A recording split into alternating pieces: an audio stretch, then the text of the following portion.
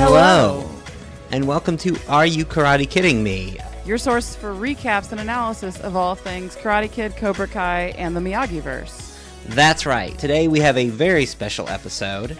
We're going to talk about news, which is something we have not talked about since New York Comic-Con last year. We're going to do a recap and an analysis of the Cobra Kai Season 2 trailer, or the first trailer we have, which just came out a few days ago. I was not thinking we were going to do this, but I want to listen to the reaction episodes that Cobra Kai Companion and Cobra Guys have done, so we might as well log our own before having our first impressions affected by other smart analysis. Mm-hmm. So we should just dive in, right? What do you think? I think that that's a great idea. I mean, in the real world, we're still about a month out from the actual Cobra Kai premiere. I know that there's going to be previews and stuff leading up to that. There's probably going to be a lot of news coming out of South by Southwest for Cobra Kai, but this is the big one, is that we have a trailer for Season 2, and we have a release date, which is April 24th. Exactly, which is not far from your birthday, so what a nice present you are receiving. Mm-hmm. No, I'm YouTube very lucky. And Sony. Yes. So, yeah, and this is also, we should say, spoilers within. Like, we've been holding our podcast episodes as if we don't know what's going to happen from one episode to the next, giving you the illusion that we haven't seen all episodes of Season 1 about 100 times.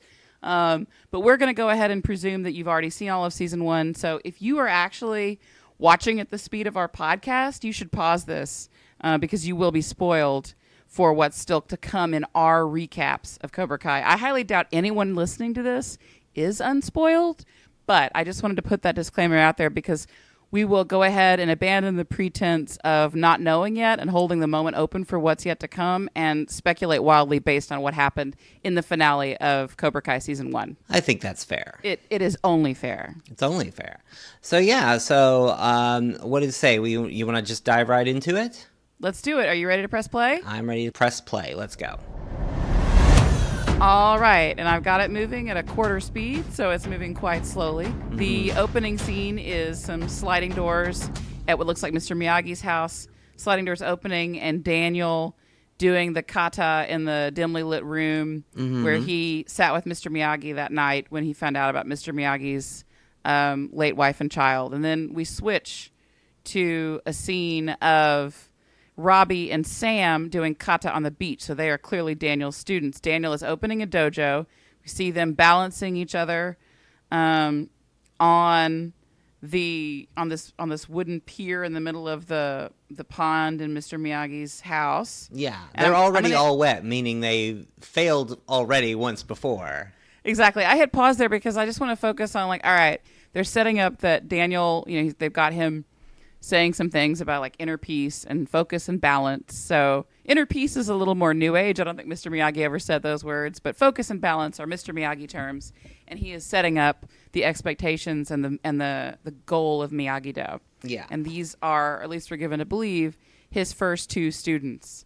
And, he's probably taken them to the beach because that's what Mr. Miyagi did with them. Mm-hmm.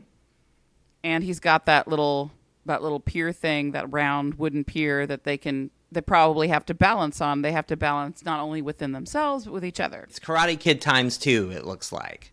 Yeah. So, we can see that, I don't know how long. I think they're starting right as soon as the finale to Season 1 ended. So Daniel has opened Miyagi-Do. Daniel has brought Robbie here.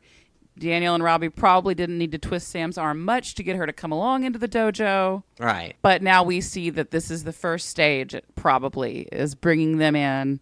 And I have to say, Mr. Miyagi's house is looking great. Like, if that scene of Daniel doing the kata alone in the dim room is Mr. Miyagi's house, it looks and feels exactly the way it did in 1984. I wish the production team would hire me. Not that I have skill, but simply because it's badass. Yes, exactly. No, I think there's a lot of great attention to detail. Obviously, we know this isn't the original sets, like those sets in those houses. That house is probably long gone at this point, but it's a great reproduction. And there's some really cool new ideas at play, such as like the balancing on the water, and I'm sure there'll be some other surprises as well. Yeah, the house is long gone, and in fact, like if you watch the showrunner's Instagram, like they showed how they had umpteen photo references from the Karate Kid movies to rebuild Mr. Miyagi's house. Not only rebuild it, but rebuild it in Georgia. So like, it's totally a set, but it looks like it just has been untouched by time. It's a working set, exactly. Exactly.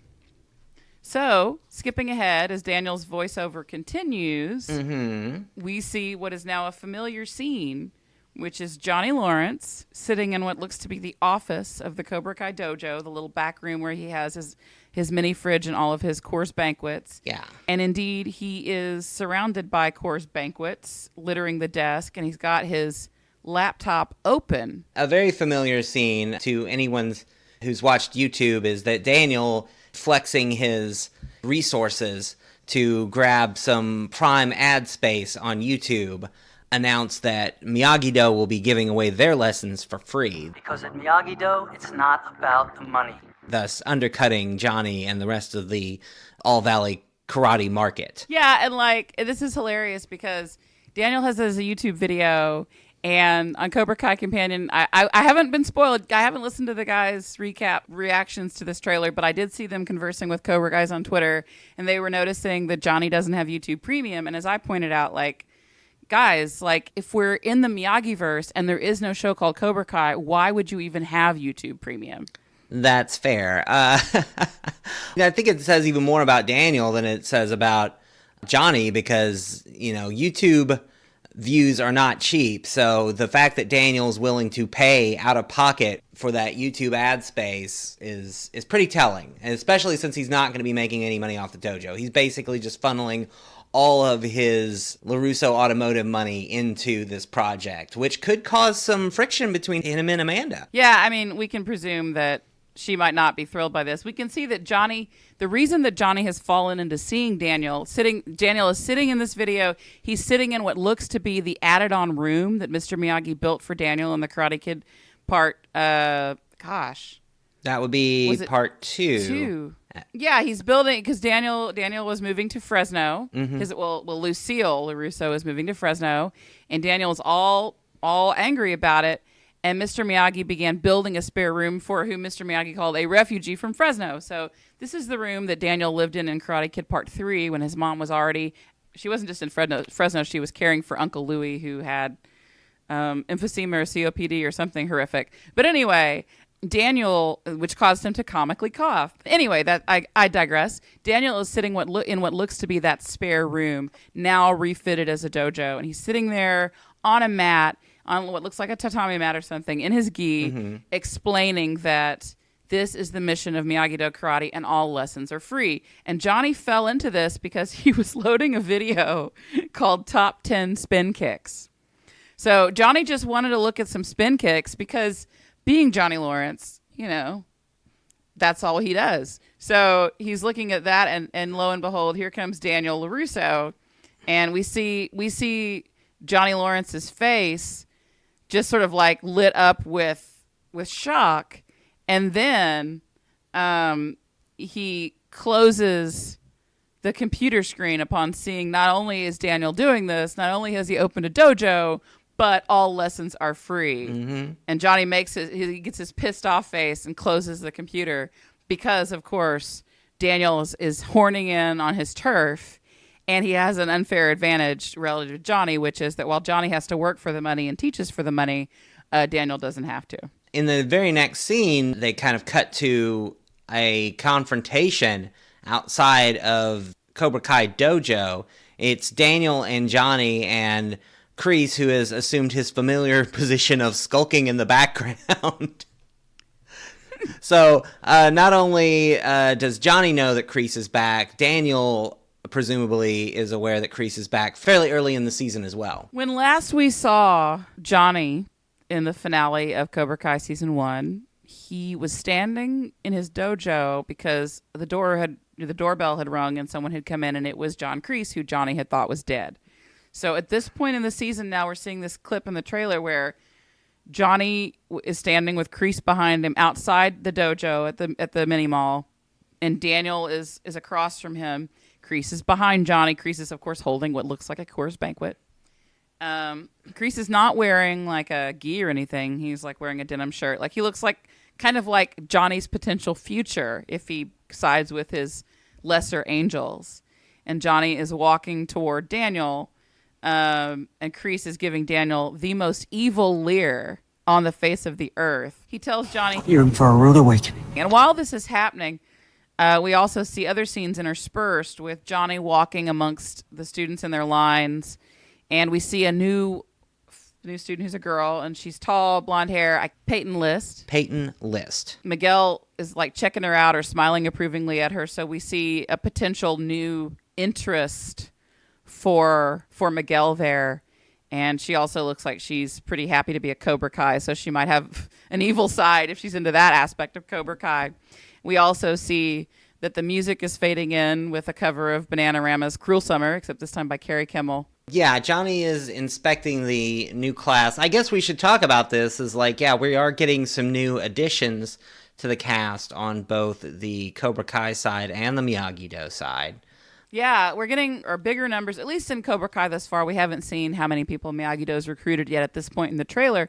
We see that not only is Johnny walking amongst the swollen ranks of students, and that there's a new student who looks to be relatively principal in the cast who Miguel is interested in. We see also that there looks to be a kind of an exhibition-style show, karate show with fancy lights, and Hawk doing a very dramatic spin kick, breaking a board that is held by Dimitri. And there's been some speculation as to whether Dimitri, is played by Gianni DiCenzo, would turn to Miyagi-Do because he's more of a sensitive sort, or to Cobra Kai. But we knew that he was impressed by Cobra Kai's performance at the finale of season 1. So he's wearing a Cobra Kai t-shirt under his usual plaid Madras shirt. He's holding that board, looking at it in awe after what looks like Hawk breaks it. But here's the thing. He's not in a gi. So is he Cobra Kai's water boy? What's going on with that? He's the hype man. You can do it! If you know Gianni DiCenzo's social media presence, I think we could say he's the hype man. Or, he's just someone that's there to support his friends and got pulled out of the audience. What I would like to see is possibly some shifting allegiances. Maybe he starts out Cobra Kai and then shifts to Miyagi-Do. Maybe somebody from Miyagi-Do defects. That could be. I think maybe what's very likely to happen at the top of the season is once Daniel announces his free lesson plan, we could start to see a lot of defections from Cobra Kai to Miyagi-Do, which leads to the very next scene where Daniel's like, it doesn't matter who anyone was before they stepped into this dojo. We see in this moment that Dimitri's holding the broken board at what looks to be an outdoor nighttime exhibition of Cobra Kai calisthenics. We see that Johnny is voicing over saying, Cobra Kai is about being badass. So I feel really proud of that rant that I went on a couple of our episodes ago when I was talking about the ethos of Cobra Kai badassery. For Johnny, badass is an ethic. And it's very key for them to put that in the trailer here. And that's a good point. There's a lot of unfinished business and a lot of themes from season 1 that are going to continue to be expounded on, and that is definitely one of them. Also, one of the things in that immediate sequence of Sam and Robbie doing kata by the beach and Johnny walking on the lines and Hawk breaking that board, we also see Miguel and Johnny walking together towards something, putting on sunglasses, leaving their apartment complex and fist bumping as they walk out. So despite the fact that Johnny had misgivings about what was going on with Miguel in the finale of Cobra Kai season 1, where Miguel kind of turned to the dark side and Johnny tried to rein him in, Johnny looks there to be approving of this badass vibe, this sort of dark side Ray-Ban wearing, I'm a cool guy. So yeah, then they show Daniel saying, It doesn't matter who anyone was before they stepped into this dojo. and the camera pans there across several people, mostly boys, a couple of girls, a relatively diverse group of folks who I don't think I've ever seen before. About 6 or 7 students in addition to Robbie and Sam. And then they show them doing kata together in Mr. Miyagi's garden. And we hear Daniel saying, All that matters is that we are all Miyagi-Do. also shows a shirtless Robbie scrapping with someone in the front yard of Mr. Miyagi's house as Daniel and other students look on. They show Daniel driving his yellow 1948 Ford convertible with Sam in the passenger seat and Robbie behind them, sort of along the Pacific Coast Highway there, or close to the water. It looks like maybe Malibu. They've been out practicing together. This is probably connected to the scene of Sam and Robbie by the beach. Then they show And this is terrifying to me at the 53-second mark, so more than halfway through the actual like scenes of the trailer. Aisha and another kid standing with Kreese in the front. Kreese is in a denim jacket. He's got a red headband tied around his head. Looks very bellicose and looks very derisive and says, "Finish him." Yes. And then the next shot we see is new blonde student kicking the shit out of someone, but it's a little blurry and I cannot tell. That's Peyton List. So, and then after Kreese says finish him, we cut to Peyton List also in the woods wearing a black Cobra Kai headband, doing what looks like a spin kick on a person. I can't tell who they are. I'm guessing another Cobra Kai or somebody else. And Miguel is looking on as she kicks him, looks like in the face, like very dramatic. And I'd like to speculate here that it looks like maybe Kreese has taken the kids to the woods without Johnny, because there's no sign of him there. He might be there, but it looks like maybe Kreese is taking his favorites out to scrap because he thinks Johnny's not pushing them hard enough or doing enough to toughen them up. I mean, obviously there's going to be a lot of tension between Kreese and Johnny because for all anyone knew, Kreese was dead. Now he's back. And he clearly wants in on Cobra Kai as a going concern. To what end? Who knows? And Johnny is clearly letting him, despite the fact that Billy Zabka played Johnny is looking pretty scared when Kreese showed up at the dojo at the end of season 1. Without getting too pedantic about it, there could be copyright issues at play. Like Kreese via Terry Silver may actually own the rights to the name Cobra Kai, and if Johnny wants to continue riding on that brand recognition, then he may have to keep Kreese in the loop somehow. You mean Terry Silver, the coke snorting merchant of death, who in my head canon is not only Miguel's real dad but also the current governor of California in the Miyagi-verse? Very, very likely. I mean, exactly. Hey, I like that! Oh, I like that, Johnny! I'm gonna use that! Karate Kid 3 does a lot to explain how Cobra Kai works as a business, and it is bonkers. Now, after we see this scene, Peyton List kicking that kid in the face while Kreese and the others look on, it cuts to a view of Sam squaring off in a fight against Robbie. Yeah. In what looks like a storage room. Maybe it's the dealership. It looks like a food service area, maybe the back of a fast food restaurant. It doesn't look like auto parts. I see like a lot of shrink wrap boxes, maybe a bucket. So I'm thinking either some sort of restaurant or entertainment venue. It's hard to say. It may be nothing at all. This could be the back room of the country club. In the background of Sam squaring off against Robbie, we see a couple of folks looking on. One of the people is unrecognizable to me. I don't know if he's a Cobra Kai or not. They're all just wearing plain clothes. The other person who's watching the squaring off is indeed Dimitri. Is Dimitri switching back and forth? Like, what's going on? Or is it that Sam and Robbie, even though Robbie's not a high school kid, at the same high school that Sam and Dimitri attend, so it couldn't be at West Valley High unless it's in some special circumstance. For some reason, Dimitri is also there, and people are standing in a circle watching Sam and Robbie. It looks kind of like Fight Club. Like, I don't see Daniel there. You do not talk about Fight Club. These do look like other Miyagi. Yeah, these are the Miyagi-Do kids. As the camera moves, I'm seeing that they're Miyagi-Do kids who were at Mr. Miyagi's house when Daniel was talking about all the matters. And what really strikes me about watching it through this time is that the look on everyone's face in the background is nothing but like shock or deep concern about what's going on. So clearly something has come to a boilerhead between Robbie and Sam. One of our buddies is speculating that Sam is going to defect to Cobra Kai. I really can't imagine that happening. But maybe it's something like that, or maybe there's something about Robbie that Sam is unhappy with.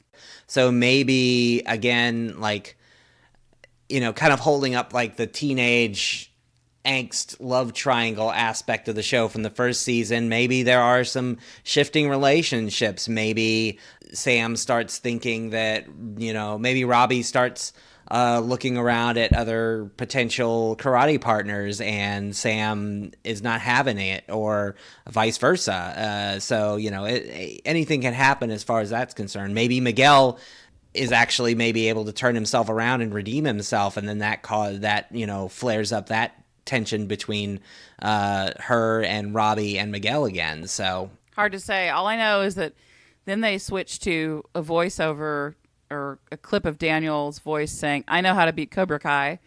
I did it 30 years ago. I can do it again." And as he's saying this, we see the footage of Daniel wailing on Johnny. So from the original Karate Kid tournament. and we find out then, because it switches to the clip, that Daniel is saying this to Amanda. They're standing in the kitchen of their house, and Amanda is not impressed. Yes, exactly. Yeah, Amanda is obviously back again for this season, and she has resumed her familiar position of not approving of much of anything Daniel does. Then they show, the title card says 2 dojos, and it shows Johnny looking at the mirror at himself, looking vulnerable and like, what the hell am I doing? Or actually with disease, I would say he looks uneasy. He is, as Rocky says in Creed to Adonis, making him look in the mirror. You see this guy here staring back at you? That's your toughest opponent. I believe that in boxing, and I do believe that in life. So Johnny is confronting his toughest opponent himself. And then you have Daniel. They cut to Daniel in what looks like his home dojo, perhaps, holding the picture of Mr. Miyagi that has been in Daniel's dojo at home. So they're both sort of reckoning with their choices, looks like.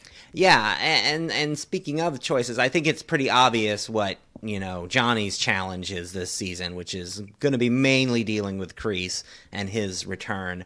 But I think also one of Daniel's challenges is going to be along a similar line of Mr. Miyagi's continued absence, and maybe he's struggling with the knowledge that, maybe popularizing Miyagi-Do and, making it into a business, even if it's a not-for-profit business, isn't necessarily something Mr. Miyagi would have necessarily approved of. That's right. Like, is Daniel doing this to, actually spread karate, or is he doing it to win? That's a good point. Yeah, like the actual, context is king, right? So, on the surface, it's a great thing that Daniel's doing, and maybe he gets a lot of applause from the karate community. Only Daniel really knows why he's doing it, and that could cause a lot of inner turmoil for him. Well, and Miyagi-Do is like a light side version of the Sith. Like, there's usually only 2, a master and an apprentice. Yes. So what's the deal with all of these young apprentices? Now, the kids that he's training look more diverse than Cobra Kai. They seem equally as kid-like and vulnerable as the kids who joined Cobra Kai that Johnny was like, they're losers. Daniel doesn't look like he's teaching a team of super athletes. And that's appropriate because Daniel himself wasn't a super athlete when he started doing Miyagi-Do. If it's balance versus badassery, how he can defeat Cobra Kai, like what defeat looks like for Daniel, how he can do it if the terms of karate are, violent battles. And Daniel's trying to teach these kids, the way of the peaceful warrior. Like, mm-hmm. I don't know. I think Daniel's going to find that he runs headlong into this thing because he has the resources to do it. He has unlimited resources, but without a clear vision that is honest, I think it's going to be really hard. So we've got, a few more scenes of like Robbie and Sam and the other Miyagi-Do acolytes practicing in the garden. We've got the exhibition match. We see Hawk violently kind of headbutting someone, and Miguel's watching in rehearsal someone dropping Miguel hard. I can't see who that is. That the scene of Miguel getting dropped is like in the dojo. Maybe it's Peyton List as the new character. Like maybe she's like a new recruit and comes in off the street. Whoever it is, it's clearly a female person, and she's not in a gi. So I would assume that she comes in hot, establishes her dominance early, and maybe that's also a point of friction between her and the established Cobra Kai kids. We know that Miguel likes a woman who can drop him. That's true. Also it's going to be a real. I think it could be a really interesting conflict driver. Let's put it that way. Like if we've got the problem with being the fastest gun in town is that there's always some young gun trying to come along and take you down. So if Miguel is the new hot stuff since he won the tournament last year, now it's a case of, he's got a big target painted on his back, which means I'm sure it's going to cause tension between him and Hawk. If this new kid is coming in and she's actually better than him, that may be driving the tension between Johnny and Kreese, is that Kreese is like, look, this new kid is clearly where the dojo's future is at. You shouldn't be bothering with Miguel. And maybe that sets Johnny off, where it's like, no, Miguel's my guy. We've got this great paternal relationship going. Why are you here to wreck that? They show a couple of more scenes from they show, footage of Hawk training on his own against a punching bag. They show Aisha holding her cell phone and taping as the other Cobra Kai students look on and in the dojo. And then we see Johnny kind of beating the crap out of the punching dummy. Mm-hmm. And then, we show her finishing up the taping and he's like just explaining that he wants the Cobra Kai logo to really pop at the end. So I'm guessing that he's taping a rival commercial, an ad to rival Daniels. Oh, absolutely. And this is the only incident in the trailer where they kind of highlight that the show's, distinct sense of humor will also be returning. It's kind of a fun little meta joke on the way the show is produced in general. So I feel like that's an important thing to call out, because the rest of the trailer, the tone is super, super serious. That's the only real jokey joke in the entire trailer. In a series that in season 1 is known for some pretty jokey jokes. Oh shit! John Hurwitz just liked my tweet. What? Yeah. Yay! Well, thank you, John. I hope you're listening. I I hope if you don't do exactly everything that we've been talking about in this episode, you at least John, keep it in mind for season 3. Yeah, come on, John. Do the right thing. This trailer, not only does it show the same beautiful cinematography that the first season had, is the sweeping images of the kids practicing their kata or riding with Daniel in the car along what looks like the PCH. But the dialogue is snappy, the stakes are clear, and everyone in it appears to be killing it. Mm-hmm. So, my God, it's great.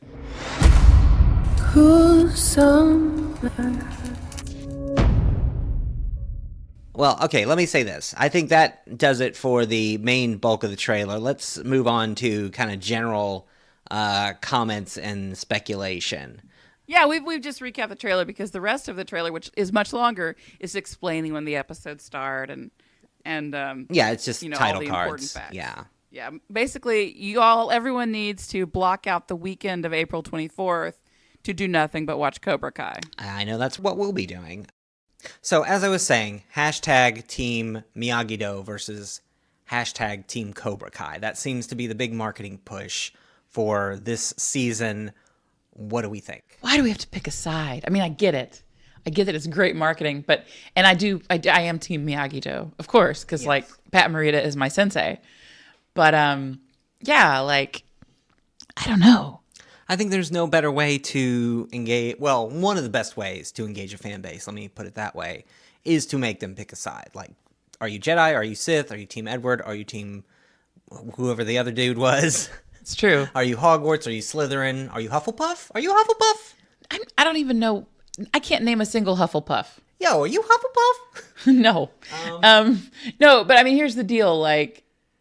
On a lesser show, I would be annoyed by the team mentality. Mm-hmm. But because I can tell the nuance that they bring to this show, I don't mind it, because I know that I think it's tending toward a synthesis. We're building up a rivalry so that later we can have a team of rivals. I would hope so. I would hope. Yeah, I don't want to repeat myself too much, but I think it also leaves the door open for a lot of possibility. You can have people shift teams. You can have allegiances change. You can trade players. You can have betrayals. You can have people reunite. There's a lot of possibilities there. There's a lot of stuff you can have fun with. But I think as a marketing push, I don't think it'll last much beyond this season. I think the idea of being a Cobra Kai or being a Miyagi-Do will persist because people in the fandom already are, have had their elite, have had their fan bases for a while now.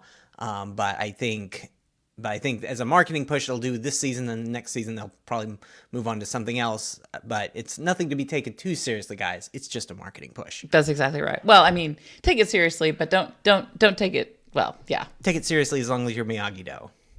No, I'm not going to be doctrinaire. I mean, I get that the Cobra Kais have some very attractive spunk, and the show is Cobra Kai. Mm-hmm. And we're all rooting for Johnny, Miguel, and the rest of the team, although I think that Hawk might become more of a bully in the season to come. Anyway, we'll see, but the point is I'm Team Speedwagon. I'm Team Speedwagon Sing-Along. Whatever it takes to get me another feeling like the feeling I had with the Speedwagon Sing-Along, I'm there. We shall see. Exactly. We can only speculate at this point. But thank you for joining us aboard the speculation train. Yeah, next time you talk to us, we will have dug a pit in our backyard, filled it with water, and then put a tiny circular pier on top of it. And we will do our next podcast while standing on it trying to balance. Oh, good. It's great. I can't wait to find out what kind of weird Miyagi-style technique that would be. Absolutely. Well, I think that will do it for this episode. We certainly made a meal of that, and I couldn't be happier. Until next time, I'm Colin Canada. I am Jenny Carlson. We'll see you around the Miyagi-verse. See you around the Miyagi-verse.